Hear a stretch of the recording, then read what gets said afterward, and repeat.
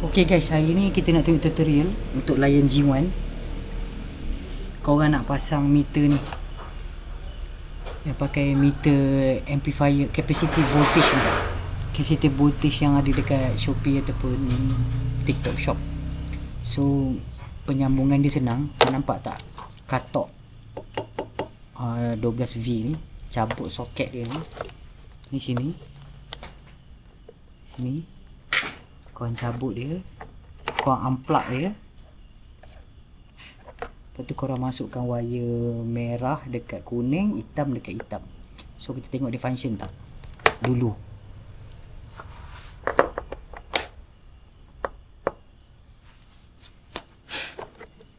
Okay guys, ni dia function.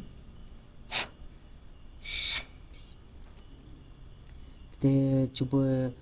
Ini untuk kapasitor bateri mana geng-geng user Lion G1 tak faham tentang bateri kita tinggal berapa persen yang ada dekat meter original. Meter Lion G1 kan ramai tak faham kan. So pakai yang ni kita boleh nampak bateri kita macam bateri telefon lah kan. So penyambungan dia agak mudah macam ni. Kalau wire tak sampai, korang sambung wire hitam merah dia. Sangat simple lah dia punya pemasangan. Kalau elok korang masukkan dia sekali lah, masukkan dia, buka dia ni, lepas tu join sekali dengan yang kuning bagi dia tak jatuh lah. So ni aku nak try dulu, nak tengok bateri aku ada berapa kapasiti dia. Ni aku nak try dulu.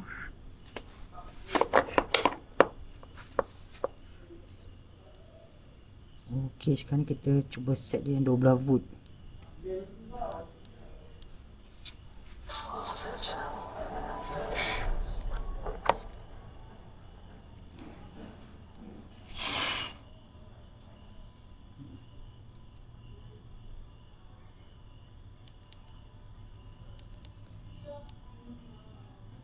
Oh tu, jadi set dia.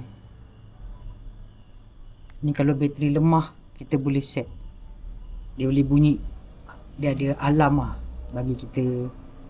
99 dulu aku pun tak apa.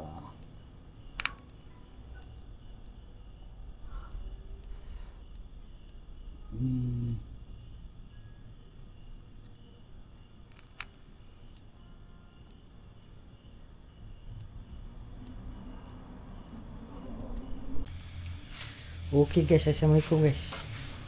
Ni motor yang dah siap aksesoris luaran saja Lampu mini yang 2, signal kita dah ubah macam tu. And then meter dia kita dah tambah meter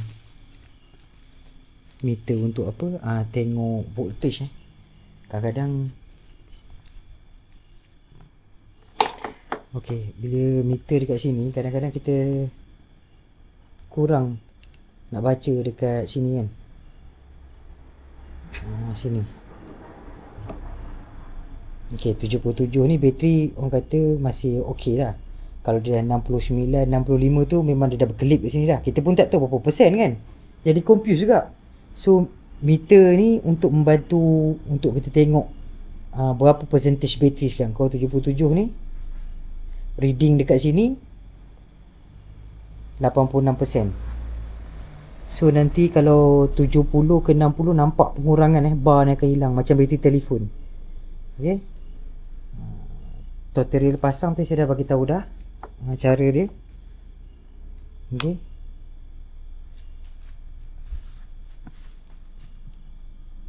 Macam dekat Pampir boleh jalan kat atas jalan raya. Ok guys, itu saja perkongsian pemasangan battery capacity voltage ni. Dia macam-macam pattern ada Kalau kau nak beli meter yang satu set ni pun memang dah ada dah yang apa? Memang dah siap dah ada punya capacity battery apa semua, persen battery tu. So yang ni kita beli yang murah punya supaya kita boleh buat 2 meter macam ni, nampak macam gempak sikit kan. Ok, itu saja. Thank you guys for watching. Selamat mencuba.